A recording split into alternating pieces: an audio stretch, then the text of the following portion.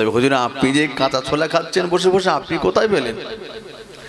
আল্লাহ নবী বলছে, বাবা ওলিউল্লাহ সাহেব, শাহ ওলিউল্লাহ মুহাদ্দিস, বাবা আমি নবী বলছি, তুমি শ্রোতাদের দাঁড় করিয়েছো, কাতারে কাতারে দাঁড়িয়ে এক মুঠো করে ছোলা তোমার হাত থেকে নিয়েছে, আমি নবী পাক তাদের দলের মধ্যে ঢুকে আমিও লাইনে লাইনে আগিয়ে গিয়ে তোমার হাতে কাঁচা ছোলা নিয়েছি। জোরে বলে যাবেন, আর একটু জোরে বলা যাবে, নবী দেখবে।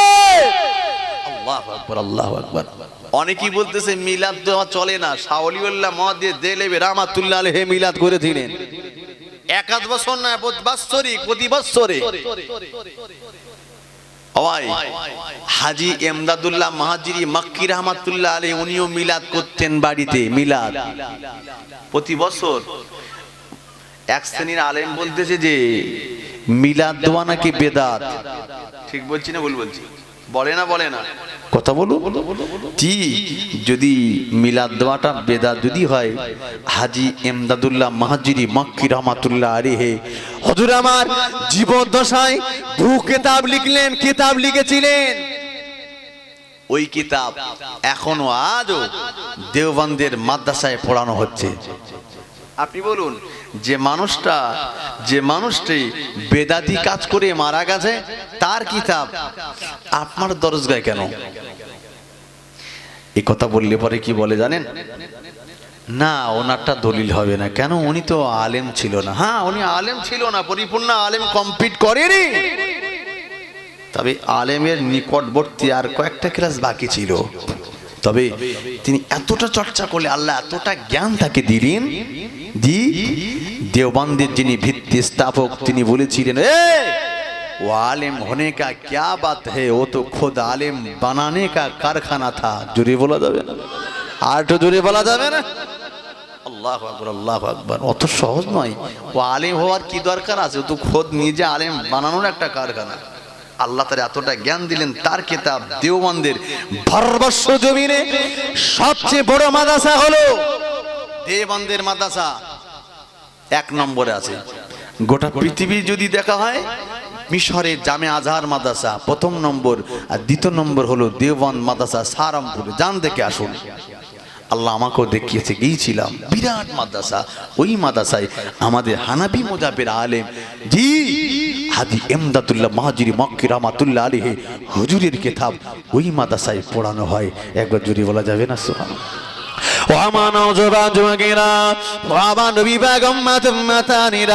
আমি যদি ওদিকে বিতর্কে আলোচনা চলে যায়, তবে আমি আমার গন্তব্যস্থলে পৌঁছাতে পারবো না।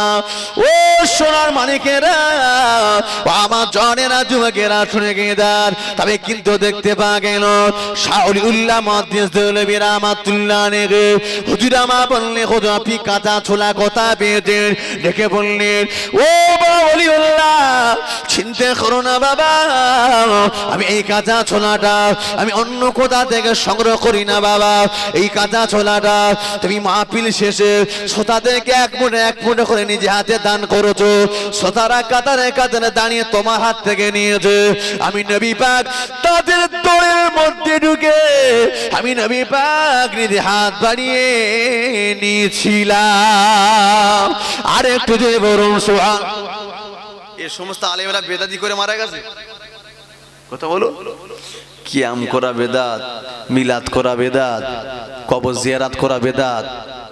যারা বেদাতি করে মারা গেছে তাদের কথা বলছি ভাই। তারা জীবদ্দশা আমার নবীকে দেখেছিলেন। অটোমেটিক যারা নবীকে দেখেছিলেন তারা পাগল নন, বেদাতি নন, তারা আল্লাহর মাহবুব হয়েছেন। জোরে বলুন আল্লাহু আকবার, আল্লাহু আকবার। তবে আমরা ভাই, এটাই আমাদের দুঃখ, এই জায়গায় আফসোস, আমরা একটাবার নবীকে দেখতে পাইনি। ও আমার নওজোয়ান যুবকেরা, ও আমার নবী পাক উম্মতানিরা, ও সোনার মানিকেরা, ও আমার জনেরা, যুবকেরা, তবে শুনে গেদার, আমি আপনাকে যে কথা শোনাচ্ছিলাম, না না না না, জীবনে যারা নবীকে দেখলেন তাদের কথা আমি আপনাকে শোনাচ্ছি। একের পর এক যদি আমি বলতে বলতে আগে যাই, নবী দেখেছেন যারা, জীবনে কিতাব লিখেছেন তারাই। শুধু তাই নয় বাবা, তারা সাধারণ কোনো মানুষ নয় বাবা, আলেম হাক্কানি, আলেম রব্বানি ছিলেন বাবা। তারা দুনিয়ার বুকে আল্লাহর ওলি বান্দা ছিলেন। ও সোনার মালিকেরা হানাফি মাযহাবের একজন বড় আলেম আরে কিতাবে লেখা আছে হযরত আল্লামা নুমান শিবলি রাহমাতুল্লাহ আলাইহি হুজুর আমার প্রতিটি রাতে আমার নবী পাককে দেখেছিলেন প্রতিটি রাতে আমার নবী পাককে তিনি দেখতেন কিতাবে লিখছেন প্রতি রাতে তিনি নবীর সঙ্গে দিদার করতেন এমন কোন রাতে নাই ওই রাতে আমার নবী আমার গালে দুই গালে চুমা না দিয়ে যেতেন না আর একটু জোরে বলুন সুবহানাল্লাহ প্রতিটি রাতে আহা আল্লামা নুমান শিবলি রাহমাতুল্লাহ আলাইহি বলছেন আমার নবী প্রতিটি রাতে এসে আমার দুটো গালে চুমা দিয়ে তবে দিতেন জোরে বলবেন না কি মহব্বত নবীর সঙ্গে তারা করলেন আপনি নবী দেখবেন আমি একটা আমল বলে যাচ্ছি আপনি করবেন নিশ্চিত নবীকে দেখতে পাবেন হারাম খাবেন না হারাম দেবেন না জি কি করবেন সঠিক আমল করুন 5 ওয়াক্ত নামাজ পড়ুন এশার নামাজ বাদ 500 বার দরুদ পড়ুন ফজরের নামাজ বাদ 500 বার দরুদ পড়ুন এশার নামাজ বাদ 500 বার দরুদ শরীফ পড়ার পরে কোরআন শরীফে 29 নম্বর পারা একটা সূরা আছে সূরাটার নাম হলো সূরা মুজাম্মিল আপনি যদি এই সূরাটা তেলাওয়াত যদি করেন তেলাওয়াত করে ঘুমিয়ে যান 1 বছর আমল করুন কিতাবে লেখা আছে আপনি আমার নবীকে দেখতে পাবেন জোরে বলুন আর একটু জোরে বলা যাবে নবীকে দেখতে গেলে আপনাকে আলেম হতে হবে না নবীকে দেখতে গেলে আপনাকে মুফতি হওয়া লাগবে না নবীকে দেখতে গেলে আপনি কি করুন একজন কামেল মোকাম্মাল পীরে হাতে হাত দিয়ে বায়াত গ্রহণ করুন নাম্বার 1 দ্বিতীয় নম্বর হারাম খাবেন না 5 ওয়াক্ত নামাজ পড়ুন এশার নামাজ বাদ 500 বার দরুদ শরীফ ফজর নামাজ বাদ 500 বার দরুদ শরীফ আর এশার নামাজ বাদ 500 বার দরুদ শরীফ পড়ি আপনি কি করুন কোরআন শরীফ 29 নম্বর পারা সূরা মুজাম্মিলটা আপনি একবার তেলাওয়াত করুন ঘুমিয়ে যান 1 বছর আমল করুন আমি কথা দিচ্ছি আমি কিতাবের কথা বলছি আপনি 1 বছর আমার নবীকে দেখতে পাবেন যদি বলুন একটা বার যদি না আপনি আমার নবীকে দেখেন এই দুনিয়ার মায়া আপনার থাকবে না আর দুনিয়ার কোনো জিনিসের মহব্বত আপনার থাকবে না আপনি শুধু কাঁদবেন আল্লাহ আর একটা বার কি নসিব হবেন আল্লাহ আমার নবী পাকি নুরানি চেহারা যারা দেখলেন তারা দিওয়ানা ফিদা হয়েছিলেন যদি বলুন ও আমার নওজওয়ানেরা ও আমার নবী পাক উম্মাতানিরা যারা আমার নবীকে দেখার মতো যারা দেখেছিলেন যারা আমার নবীকে দেখার মতো যারা দেখেছিলেন ও সোনার মানিকেরা ও আমার নওজওয়ানেরা শুনে গেদার আমার নবীকে দেখে দিওয়ানা পাগল হয়ে গেলেন আমার নবী হাতে হাত দিয়ে ঈমানের কালেমা পড়ে মুসলমান হয়েছিলেন জোরে বলুন আর একটু জোরে বলুন সুবহান কিন্তু নবীর মহব্বত আমাদের মধ্যে তৈরি করতে পারি না বাবা সিদ্দিক আকবর আবু বকর সিদ্দিক রাদিয়াল্লাহু তাআলা আনহু সম্পর্কে আমার নবী বললেন আবু বকর আমি আমার নবীকে আবু বকর বললেন আমি আমার নবীকে যতটা পিয়ার করি আমার নবী আমি আবু বকরকে ততটা ভালোবাসি ও চোরেরা জমাকেরা ও আমার সোনামানিকেরা শুনে গেদার আমার আল্লাহ পাক জানিয়ে দেয় আমি আল্লাহ পাক আমার নবীকে তুলে নেব আমার নবী পাকে হায়াত আস্তে আস্তে শেষ হয়ে যাচ্ছে সফর মাসে আল্লাহ পাক ফেরেশতাদেরকে নিয়ে আলোচনা করে ও আমার ফেরেশতারে আমি আল্লাহ পাক জানিয়ে দিলাম আমি আমার নবী পাককে তুলে নেব সফর মাসে 15 তারিখে আমার নবী পাকে মাথার যন্ত্রণা বেড়ে গেল নবী পাকে মাথার যন্ত্রণা বেড়ে গেল এত যন্ত্রণা আমার নবী সইতে পারে না গো কিতাবে লেখা রয়েছে যন্ত্রণার বেগে যন্ত্রণার চম্পটে আমার নবী পাক কখনো কখনো বেহুশ হয়ে যাচ্ছেন আবার হুঁশ ফিরে আসেন আবার কখনো কখনো বেহুশ হয়ে যাচ্ছেন আবার হুঁশ ফিরে আসেন তবে দেখতে পাওয়া গেল নবী পাক বেহুশ হয়ে গেলে হুঁশ ফিরে আসতেন যন্ত্রণার গতিতে তবে আমার নবী ইচ্ছাকৃত নামাজ কাজা করেন নাই আমার নবী পাকের জীবনে কিতাবে লেখা আছে মাত্র 17 রাকাত নামাজ আমার নবীর কাজা হয়েছে বেশি নয় বাবা মাথার যন্ত্রণা শুরু হয়ে গেল আমার নবী পাক যন্ত্রণা সহ্য করতে পারেন না বেহুশ হয়ে যাচ্ছেন আবার হুঁশ ফিরে আসেন এত যন্ত্রণা বেড়ে গেল আল্লাহ পাক আল্লাহ তা জানিয়ে দেয় আমি আল্লাহ আমার নবীকে তুলে নেব রবিউল আউয়াল মাস এসে গেল, আমার নবীকে আল্লাহ পাক তুলে নেবেন, তবে দেখতে পাওয়া গেল আল্লাহ পাক জানিয়ে দেয়, ও আমার ফেরেশতারা আমি আল্লাহ পাক জানিয়ে দিলাম আবু বকর আমার নবীকে যতটা পিয়ার করে, আমি আল্লাহ পাক জানিয়ে দিলাম আবু বকর আমার নবীকে যতটা পিয়ার করে, আমার নবী পাক আবু বকরকে ততটা ভালোবাসে। অতএব আমি আল্লাহ পাক আবু বকরের সম্মুখে আমি আল্লাহ আমার নবীর জানটাকে কবজা করব না।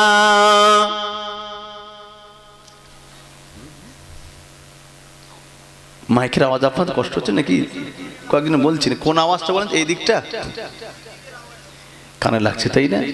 আচ্ছা কি করা যায় বলেন তো? হ্যাঁ এরকম করে দিলে সুবিধা হতো। আচ্ছা এছাড়া কি আর অসুবিধা হচ্ছে নাকি মাইকের আওয়াজ ছাড়া? আচ্ছা আচ্ছা একটুখানি ঘুরিয়ে দিলে সুবিধা হয়। আচ্ছা একজন ভাই একটু আসুন তো ভাই, একটুখানি আস্তে আস্তে করে ঘুরিয়ে দেবেন যাতে ভাইরা কষ্ট করে বসে আছে তো এনাদের যেন অসুবিধা না হয়। একবার দরুদ শরীফ আল্লাহুম্মা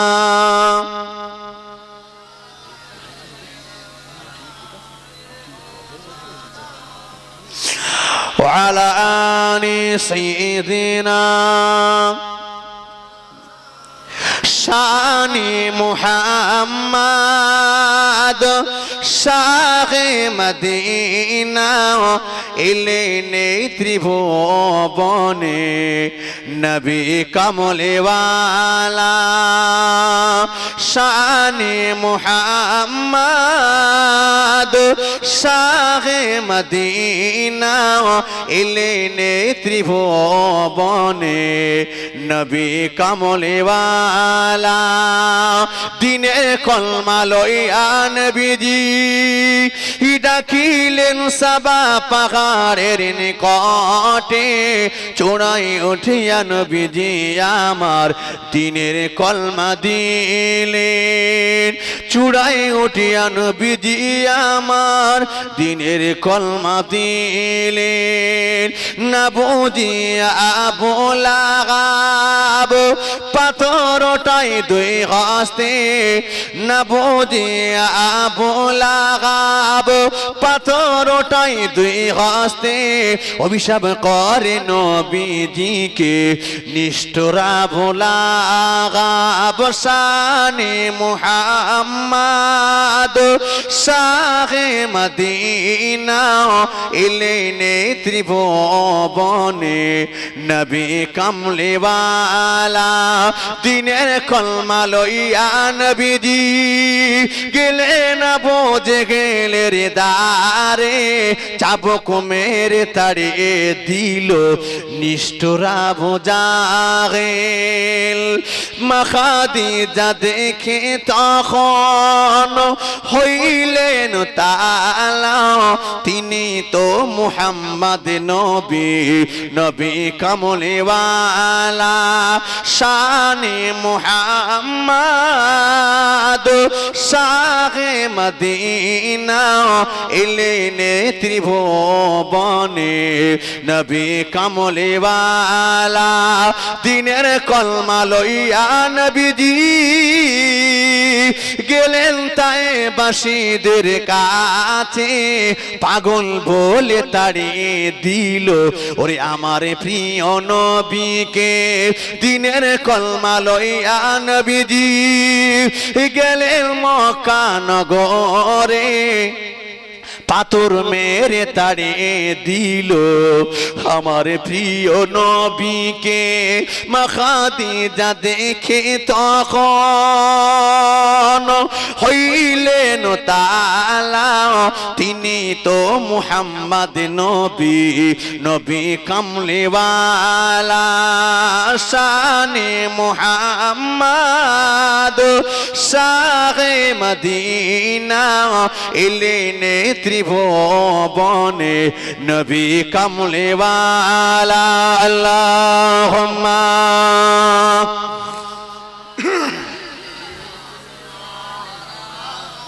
খুব সুন্দর হচ্ছে, আর একটু প্রাণ ভরি ওয়ালা আলি। কোনটা বলেন তো? আলহামদুলিল্লাহ। আমার ভাইরা কষ্ট হচ্ছে না তো? তাকবীর তো নারে তাকবীর। শ্রোতা চাঙ্গা তো বক্তা চাঙ্গা, ঠিক কি না? শ্রোতা ঝিমিয়ে গেলে বক্তা ঘুমিয়ে পড়বে আমার ভাইরা। তবে আজকে দেখছি অধিকাংশ সব জওয়ান যুবক ভাই আলহামদুলিল্লাহ। তবে আল্লাহ পাকের শুকরিয়া, ওয়াজ সারাটা জীবন আমার মুরব্বীরা ওয়াজ শুনে শুনে শুনে শুনে দাড়ি পেকে গেল, মাথার চুল পেকে গেল, কিন্তু আমাদের নেক্সট জেনারেশন আমাদের যুবক ভাইরা তারা যখন মাহফিল এসেছেন আলহামদুলিল্লাহ, আল্লাহ যেন যুবক ভাইদেরকে নামাজি বানান, নবীর মহব্বতের পাগল বানিয়ে দেন। জোরে বলুন আল্লাহুম্মা আমিন। একটু জোরে বলবেন আল্লাহুম্মা আমিন। একবার তাকবীর দেন তো, ঝেড়ে কষে নারে তাকবীর। জোরে দেন না নারে তাকবীর, নারে তাকবীর। একবার দরুদ শরীফ আল্লাহুম্মা।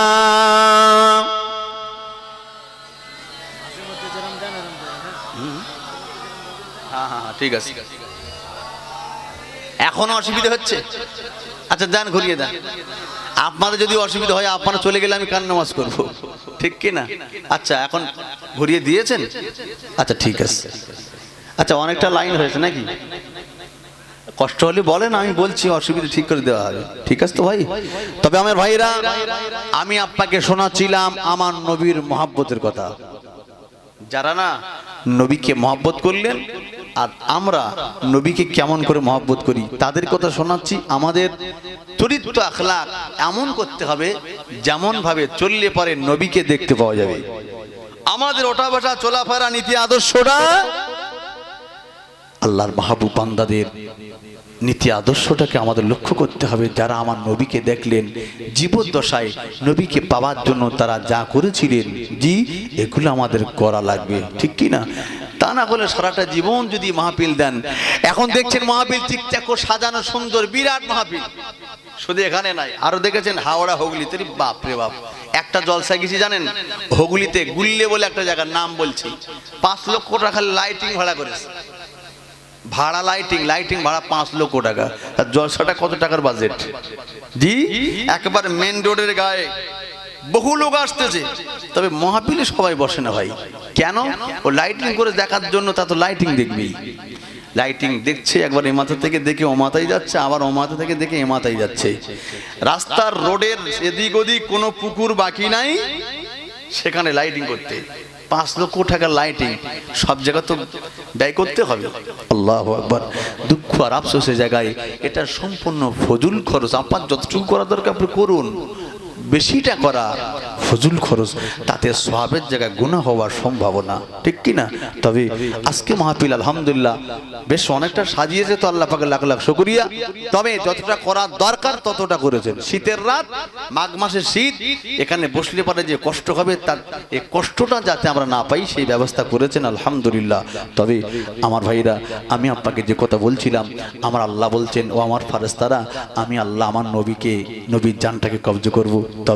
তবে আমি আল্লাহ বলছি আমার নবী আবু বকরকে যত পিয়ার করে, আবু বকর আমার নবীকে তত ভালোবাসে। আমি আল্লাহ যদি আবু বকরের সম্মুখে আমার নবীর জানটা যদি কবজ করে নেই, আবু বকর কলিজা ফেটে মারা যাবে। কেন? আবু বকর এতটা নবীকে মহব্বত করেন, আমার নবীর কষ্ট আবু বকর কখনো সহ্য করেনি আর করবে না। নবী যদি বিদায় নেয়, আবু বকরের সম্মুখে আবু বকর মারা যাবে। আমি আল্লাহ আবু বকরের মনটা একটু উদাসীন করে দিলাম। আবু বকর অনেকদিন তো হলো, একটু বাড়িতে চলো না, কি কেমন আছে একটু দেখি। আবু বকর মনটা উদাসীন হয়ে গেল। আমার নবী পাক জি ঘরে আছেন, রাসূলুল্লাহ ঘরে আছেন, আবু বকরের মনটা উদাসীন হলো। ও মা আয়েশা, তুমি আমার নবীকে খেয়াল রেখো, আমি একটু বাড়িতে যাবো আর আসবো, বেশ অনেকটা দিন হলো আমি আমার নবীকে দেখতে, আমি বাড়িতে যাওয়া হয়নি, কি কেমন আছে একটু দেখি, যাবো আর চলে আসবো। যেই ঘর থেকে আবু বকর সিদ্দিক বেরিয়েছেন, আল্লাহ বলছেন ফেরেশতা যাও। এবারে আমি আল্লাহ বলছি আমার নবীর জানটাকে কবজ করতে হবে। তার আগে আল্লাহর ফেরেশতা জিবরাইলকে আল্লাহ পাঠালেন আমার নবী পাকের নিকটে। আমার নবী পাকের নিকটে আসলেন সালাম দিয়ে, হুজুর আল্লাহ পাঠাচ্ছেন, এরপরে আজরাইল আমিন আসবেন আপনার জানটাকে কবজ করতে। এতে আপনি যদি খুশি হন, রাজি হন, আপনার জানটা কবজ হবে। অনুমতি যদি না দেন, আল্লাহ পাক বলেছেন আপনার সঙ্গে আমরা মোলাকাত সাক্ষাৎ করে খুশি মনে আপনার থেকে ফিরে যাব। জোরে বলুন সুবহানাল্লাহ। আল্লাহু আকবার, কি পাওয়ার আল্লাহ তার নবীকে দিলেন। এরকম পাওয়ার অন্য কোন নবী দিয়েছিলেন? নবী সুলাইমান বাদশা ছিলেন, ঠিক কি না? জেনদের দিয়ে মসজিদ বানিয়েছেন, শুনেছেন না? জেনদের দিয়ে নবী সুলাইমান মসজিদ বানিয়েছে। তবে মসজিদ তৈরি হচ্ছে, জেনেরা মসজিদ বানাচ্ছে, নবী সুলাইমানের নিয়তি শেষ। আল্লাহ বলছেন যাও নবী সুলাইমানের জানটা কবজা করে নাও। নবী সুলাইমানের কাছে আসলো, নবী সুলাইমান বলছে আমার নিয়তি যখন শেষ, মারা যখন যাব, অসুবিধা নাই, তবে আমার জানটা কবজা করে নাও। তবে আমি দাঁড়িয়ে আছি, আমার ভয়ে এরা মসজিদ বানাচ্ছে, আমি যদি মারা যাই ওরা তো কাজ বন্ধ করে দিয়ে পালাবে। বলছে হেফাজতের দায়িত্ব আমার আল্লাহ নিয়েছে। জোরে বলুন সুবহানাল্লাহ। নবী সুলাইমান আলাইহিস সালাম কি করলেন? যে লাঠি ভর দিয়ে হাঁটতেন, লাঠিটা দাড়িতে লাগালেন আর দাঁড়িয়ে গেলেন। কিতাবে ঠেকো দিয়ে দাঁড়িয়ে গেলেন, ঠেকনা দিলেন যাতে পড়ে না যান। দাঁড়িয়ে আছেন, আল্লাহ ওই অবস্থায় তার ফারস্তার দ্বারাই নবী সুলাইমান জানটাকে কবজা করলেন। নবী সুলাইমান দাঁড়িয়ে আছেন। এরা ভাবতেছে নবী সুলাইমান বাড়িও যায় না, ঘুমায় না, রেগে আছে বড্ড, আমরা কাজে যদি ফাঁকি দেই পিটিয়ে সোজা করে দেবে। তাই তড়িঘড়ি ওরা কাজ করেই যাচ্ছে, কারণ উনি যে একটানা দাঁড়িয়ে আছে খেয়াল রেখেছে। অতএব কিন্তু আল্লাহ তার নবীকে তুলে নিলেন, বুঝতে যাই নাই। যদি বলেন তবে লাশটা কি পচে যায় নাই? না, মিনান নবিয়িনা ওয়াস সিদ্দিকিনা ওয়াস শুহাদা ওয়াস সলিহিন, 4 শ্রেণী মানুষ সম্পর্কে আল্লাহ বলছেন এদের লাশ কখনো পচে না, নষ্ট হয় না। আমি আল্লাহ বলছি তাদের লাশটাকে টাটকা রেখে দেওয়া হয়। জোরে বলুন মিনান নবিয়িনা, প্রথম নম্বর দা নবী, মিনান নবিয়িনা ওয়াস সিদ্দিকিনা, সত্যবাদী যারা, ওয়াস শুহাদা যারা শহীদ হয়ে গেলেন, ওয়াস সলিহিন ইমানদার মুত্তাকি সলিহিন বান্দা, এরা মরে না। আল্লাহ এদের লাশটাকে টাটকা রেখে দেয়। জোরে বলবেন না? প্রমাণ নেবেন একটা, নেট খোলেন দেখতে পাবেন। আরবের বুকে রাসূলের একজন সাহাবা কবর আপার জিসিবি গাড়ি মাটি কাটতে গিয়ে অজান্তে আমার নবী পাকের একজন সাহাবার লাশ উঠে গেছে। দেখেছেন? আছেন এরকম মানুষ? দেখেননি? ইউটিউব মোবাইল যারা ঘাটেন তাদেরকে বলে যাচ্ছি, সার্চ করুন বিশ্ব নবীর সাহাবা আরবের বুকে এই যে রাসূলুল্লাহ সাহাবার লাশ উঠে গেছে, আপনি সার্চ করলেই পেয়ে যাবেন। নবী পাকের সাহাবা, জি নাম দেওয়া হলো, লেখা হয়েছে হযরতে যুহাইর বিন কায়েস রাদিয়াল্লাহু তাআলা আনহু। ইন্টারনেটের যুগ, বর্তমানে বিজ্ঞানের যুগ, তাই আল্লাহ পাক বিজ্ঞানের যুগে প্রমাণ আল্লাহ দিলেন। একটু জোরে বলুন। আমরা মরে গেলে আমাদের চেহারা, ব্লাড, খুনটা কি হয়ে যায়? পানি হয়ে যায় না ভাই? যে তবে আল্লাহ পাক কম বেশি 14.5 বছর আগে, 1450 বছর আগে রাসূলুল্লাহ জামান ইন্তেকাল করেছেন। আমার আল্লাহ পাক তার শরীরে ব্লাড, খুনটাকে আল্লাহ হেফাজত রাখলেন। জোরে বলুন। জেসিবি গাড়ি মাটি কাটতে গিয়ে কপালে লোহার অংশটা লেগেছে, কপাল কেটে রক্ত ফিনকিরি দিয়ে আসছে। আল্লাহু আকবার। রুমাল দিয়ে যতবার মুছছে ততবার রক্ত বেরিয়ে আসছে, মুছিয়ে শেষ করতে পারে না। একটু জোরে বললেন না? ও আমার নওজওয়ানেরা, ও আমার নবী পাক উম্মতানিরা, আমার আল্লাহ পাক নিজে জানিয়ে দিলেন মিনান নবিয়িনা ওয়াস সিদ্দিকিনা ওয়াস শুহাদা ওয়াস সালিহিন ওয়া হাসুনা উলাইকা রাফিকা। রাফিক মানে দোস্ত। আল্লাহ বলছে বান্দারে আমি আল্লাহ পাক জানিয়ে দিলাম এরা আমার দোস্ত বেনে যায়, মাপ বেনে যায়, এদের লাশটা পচবে না। আমি আল্লাহ বলছি কবরে তাদের লাশটাকে টাটকা রাখা হয়। জোরে বলুন আল্লাহু আকবার। তবে নবী সুলাইমান আলাইহিস সালাম দাঁড়িয়ে আছেন, জান কবজা হয়ে গেল। এরা মনে করছে কি ব্যাপার, এখনো যাচ্ছে না, অনেকটা সময় তো হলো। এদিকে মসজিদ কমপ্লিট হয়ে গেল। আস্তে আস্তে নবী সুলাইমান নিকটে এসেছে, হুজুর মসজিদ কমপ্লিট হয়ে গেছে, আর কি কোনো কাজ বাকি আছে বলবেন, সে কাজটা করে দেবো। কোনো জবাব আসে না। কি ব্যাপার, এত ডাকছে কোনো সাড়া নাই। আস্তে আস্তে করে যে লাঠিটাকে গায়ে হাত দিচ্ছে না, ভয় পাচ্ছে। নবী সুলাইমানকে আল্লাহ জিনদেরকে বাদশা বানিয়েছিলেন। জিনরা ভয় পেতেন, যারা বদমাশ জিন তাদেরকে তিনি সাজা দিতেন। আল্লাহু আকবার। লাঠিটা যে ঘা দিয়েছে, যে লাঠি আশা বাড়ি যে হাতে করে নিতেন চলতেন, লাঠির নিচে মাটির সঙ্গে লেগে আছে, তো ওই পোকা লেগে মানে ভগ্ন হয়ে গেছে, দুর্বল হয়ে গেছে, কমজোর হয়ে গেছে। যে লাঠিটাকে হাত দিয়েছে মস করে লাঠিটা ভেঙে গেছে। বুঝে গেলেন নবী সুলাইমান সালাম কতদিন আগে ইন্তেকাল করেছেন, আল্লাহ আমাদের বুঝতে দেয়নি, তিনিও বুঝতে দেয়নি। যদি বলুন সুবহান। ও আমার নওজোয়ান যুবকেরা, ও আমার নবী পাগম্বর মাতানিরা, ও সোনার মানিকেরা, ও আমার জানেরা যুবকেরা, কিন্তু আল্লাহ পাক এই মাউস সম্পর্কে আল্লাহ পাক জানিয়ে দিলেন।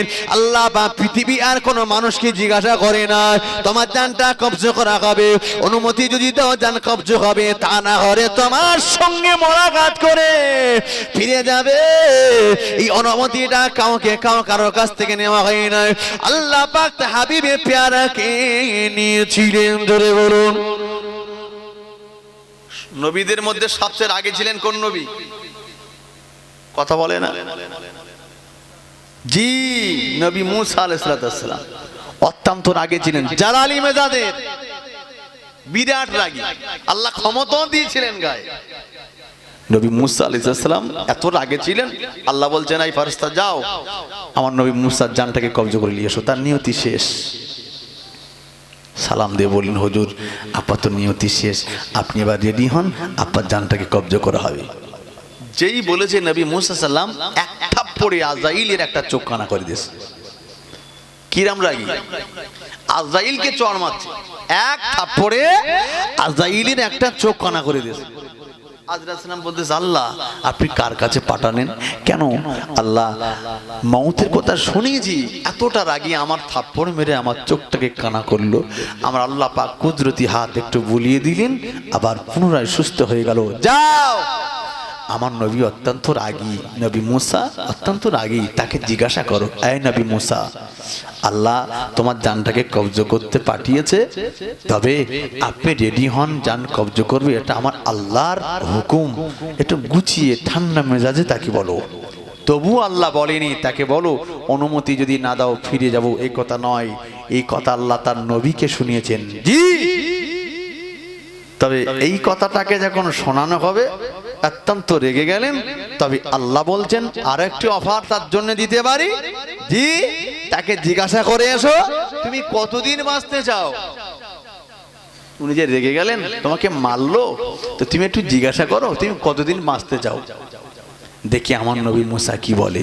আল্লাহ যদি বলে আমি আরো 10 বছর 5 বছর বাঁচতে চাই, আল্লাহ বলছে এক কাজ করবে, গেই শুধু বলো তোমার এই হাত একটা গাধার পিঠে রাখো, একটা গরুর পিঠে রাখো, হাতের নিচে যতগুলো পশম থাকবে এক একটা পশমের বিনিময়ে এক একটা বস্তুর হায়াত দেওয়া হবে। এতে কি আপনি খুশি? দেখি আমার নবী মুসা কি বলতে চাই। কিন্তু নবী মুসা রাগী হলে কি হবে, তিনি তো নবী, তিনি তো একজন জ্ঞানী ব্যক্তি। আল্লাহু আকবার। নবী মুসাকে শুনিয়েছে এত বছর আমি বাঁচবো, হাতে নিচে কতগুলো পশম থাকবে হিসাব করা সম্ভব, বিগয়রি হিসাব, মানে গণনার বাইরে, ঠিক কি না? কম্পিউটার ফেল হয়ে যাবে। এক একটা পশমের বিন এক একটা বছর হায়াত। নবী মুসা বলছি এত বছর হায়াত, তারপরে কি হবে? তারপর মওত হয়ে যাবে। নবী মুসা বলছেন সেই আমার যখন মরণ হবে তা আমার বেঁচেই লাভটা কি? আমি এখনই মারা যাব, তুমি আমার জানটাকে কবজা করে নাও। আমরা হলে কি বলতাম, ওইটা আগেই হোক, ঠিক কি না? জি, একজন মানুষ না খুবই অসুস্থ, দেখতে গিয়েছি, খুবই অসুস্থ বৃদ্ধা মানুষ দেখতে গেলাম, দেখতে তার কাছে আছে একটা বালিশ, মাথা দিয়েছিল, গেলাম আস্তে আস্তে উঠে বসেছে, বালিশটা নিয়ে জড়সড় টেনে বুকের মধ্যে জড়িয়ে রাখছে। ব্যাপারটা কি? দেখলাম মওতের সময় তো, শেষ সময় একটু উল্টো পাল্টা করছে। ওরা বলতে না হুজুর কি ব্যাপার, তত বালিশের মধ্যে সব মালকড়ি রয়েছে, এই জন্যে মরে যাবে, মালকড়ি ছাড়বে না। চিন্তা করতে পারেন, আমরা দুনিয়ার মায়া টাকার মায়া ছাড়া কিছু বুঝিনি। আর আমি আপনাকে শুনিয়েছি যারা নবীকে মহব্বত করলেন তারা নবী ছাড়া অন্য কিছুর এত মহব্বত করেনি। বলুন সুবহানাল্লাহ। ও আমার নওজোয়ান যুবকেরা, ও আমার নবী পাগম্বর মাতানিরা, আল্লাহ পাক ফেরেশতাকে পাঠিয়ে দিলেন, ইয়া রাসূলুল্লাহ হাবিবাল্লাহ আপনি যদি অনুমতি দেন আপনার জানটা কবজা করা হবে, অনুমতি যদি না দেন তাহলে আপনার সঙ্গে মোলাকাত করে ফিরে যাব। আমার আল্লাহ পাকের নবী জানিয়ে দেয় ও ফেরেশতা দিবাই চলে যাও চলে যাও চলে যাও, আল্লাহ পাকে জেগে জানিয়ে দাও আমি নবী পাক বিদায় নিয়ে চলে যাব, আমি আমি নবী মারা যাব, বিদায় নিয়ে চলে যাব, আমি নবী পা জানিয়ে দিলাম আমার বর্তমানে তানিদের অবস্থা কি হবে, চলে যাও। আমার আল্লাহ পাক একটা বার শুনিয়েছো, আল্লাহ পাক কি ফয়সালা দেয় জানতে যায়, চলে গেলেন। আল্লাহ পাক জানিয়ে দেয় ও আমার ফেরেশতা চলে যাও, হাবিবে প্যারাকে শুনিয়ে দাও, হাবিবে প্যারাকে শুনিয়ে দাও তার আম্মা তানিরা যদি মরণের আগে যদি একটা বার তওবা করে নেয়, আমার আল্লাহ পাক আল্লাহ তাআলা তাদের জিন্দেগি গুনাহটাকে আমার আল্লাহ মাফ করে দেবে। আর একটু জোরে বলুন সুবহান। ওই আমার নবী কি স্বার্থবান নেতা ছিলেন? না, আমরা যে নেতাকে অনুসরণ করি আমাদের নবী কোনো স্বার্থপর নেতা নন।